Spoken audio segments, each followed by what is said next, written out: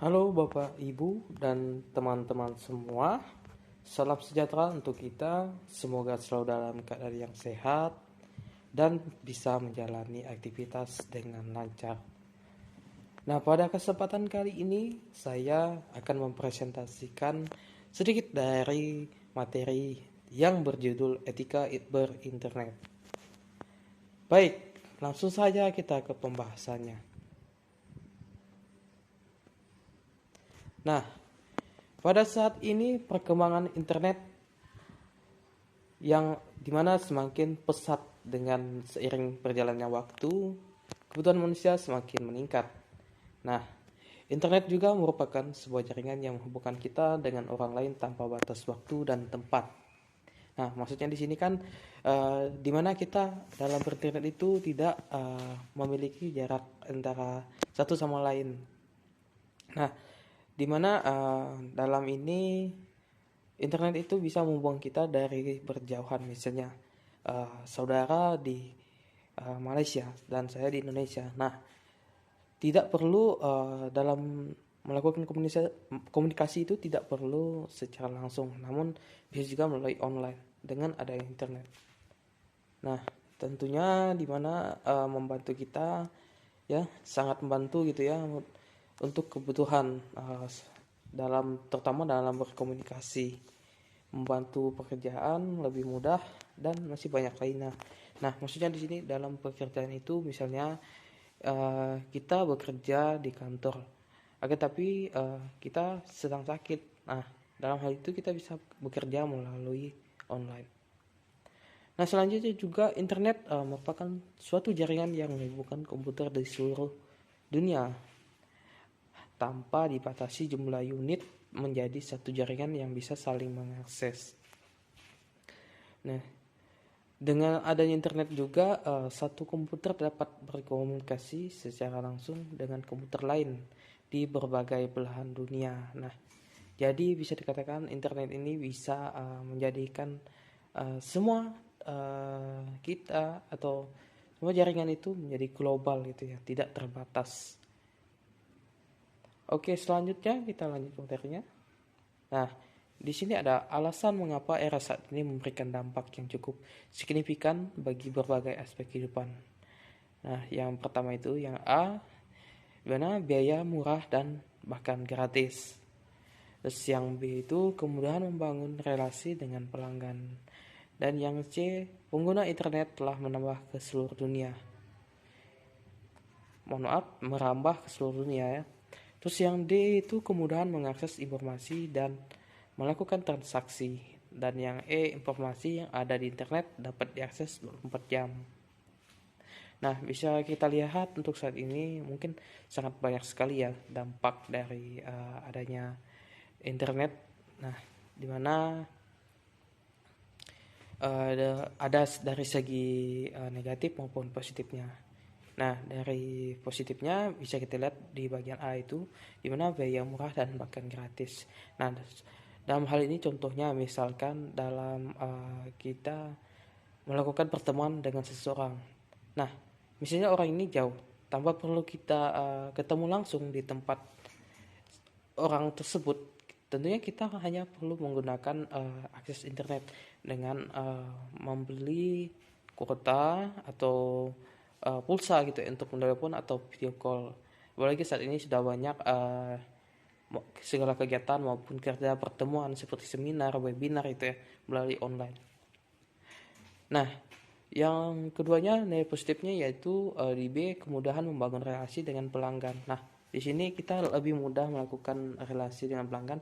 Misalnya ya, kita membuka usaha, namun kita ini memiliki pelanggan. Nah, untuk menjalin relasi, kita pasti akan melakukan komunikasi, walaupun hanya secara online gitu ya. Dengan begitu, makanya kita akan menjadi lebih akrab dengan pelanggan tersebut. Terus yang ketiga itu pengguna internet yang telah merambah ke seluruh dunia. Nah, di sini kita tahu sendiri lah, internet itu global, dalam bentuk global gitu. Dimana artian global ini sudah bisa atau digunakan seluruh dunia gitu ya. Terus yang ketiga itu yang keempat itu, mohon maaf, yang keempat kemudahan mengakses informasi dan melakukan transaksi. Nah, contohnya itu sekarang misalnya kita ingin mencari kerja. Nah, info kerja itu sudah banyak adanya di dalam internet. Salah satunya di sarana media sosial seperti Facebook, WA, Instagram, dan lain-lainnya. Masih banyak lagi situs Twitter gitu ya. Nah, dengan itu kan kita bisa dengan mudah mencari informasi mengenai pekerjaan dan dimana juga melakukan transaksi. Nah, contoh melakukan transaksi ini misalnya melalui media online gitu ya, seperti misalnya Briling, Brimo, Bripa gitu ya, dimana dengan adanya akses internet maka kita lebih mudah untuk mentransfer atau memberikan uang kepada orang lain. Nah, yang kelima itu informasi yang ada di internet dapat akses 24 jam per hari ya. Nah, bisa dikatakan misalnya kita ingin mengakses informasi data pribadi ataupun kita ingin mencari informasi mengenai misalnya mengenai motor gitu ya. Misalnya kita ingin mencari motor Vario gitu. Pasti tentunya kita menggunakan internet untuk melihat atau mengakses informasi tersebut. Nah, kita tidak dibatasi, namun bisa dilakukan dalam 24 jam dalam sehari, kapanpun, dimanapun gitu ya. Oke, baik, selanjutnya. Nah, selanjutnya di sini ada karakteristik dunia maya. Nah, di sini ada 4 ya. Di mana yang pertama itu beroperasi secara virtual atau maya. Nah, dalam operasi virtual ini kita melakukan pertemuan gitu ya. Contohnya pertemuan, misalnya pertemuan seminar ya, dimana kita melakukan kegiatan ini melalui online dengan media seperti handphone, laptop, dan aksesoris lainnya gitu, dimana mendukung operasi pertemuan tersebut melalui online dengan secara virtual atau dunia maya.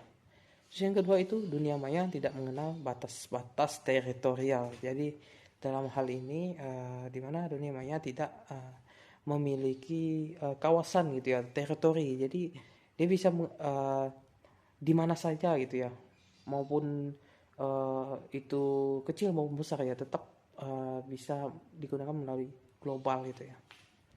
Terus yang ketiga itu adalah dunia cyber selalu berubah dengan cepat. Nah, seperti kita ketahui dengan perkembangannya saat ini, internet kan semakin sangat berkembang dengan pesat gitu ya. Dimana tentunya dunia cyber selalu berubah-ubah. Dari awalnya tidak canggih menjadi semakin canggih dan semakin banyak kegunaan dan manfaatnya.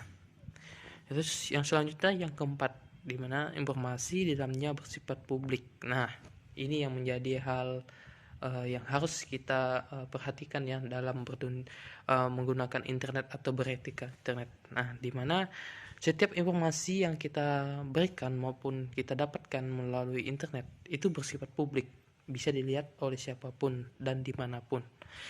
Maka dari itu kita harus berhati-hati dalam berinternet. Misalnya kita memposting suatu postingan gitu ya. Misal kita posting mengenai kritikan dari seseorang. Nah, agar tidak terjadi hal-hal yang tidak diinginkan, makanya kita harus berhati-hati dalam berinternet. Karena dalam internet ini memiliki hukum juga ya, dimana nanti kita bisa lihat di slide berikutnya. Nah, baik, selanjutnya kita ke slide berikutnya. Nah, di sini pentingnya etika internet di dunia maya. Nah, inilah yang saya maksudkan tadi. Nah, pada saat ini dihadirkannya internet di dalam kehidupan manusia telah membentuk kelompok atau sekelompok masyarakat tersendiri. Nah, seperti yang kita ketahui pada zaman dahulu membuat surat sebagai pesan untuk berkomunikasi dengan seseorang yang jauh dari tempat tinggal dilakukan secara tradisional seperti pada saat zaman dahulu kan seperti burung merpati dan kantor pos yang dimana Nah, sekarang bisa dilakukan dengan sangat mudah, tinggal duduk dan mengetik surat menggunakan komputer untuk dikirim secara online dengan waktu yang singkat. Baik, selanjutnya.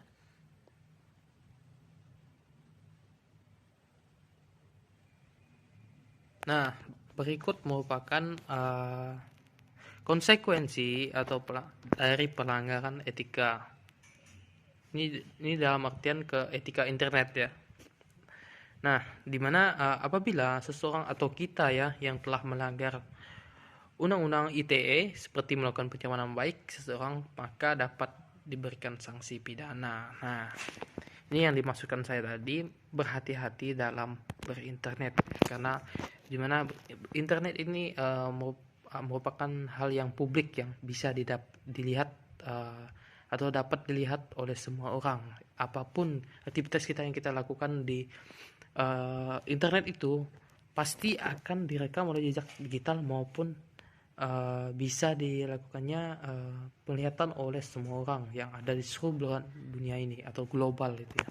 Baik, terima kasih. Itu saja penyampaian sedikit materi dari presentasi saya pada hari ini. Semoga bermanfaat untuk kita semua.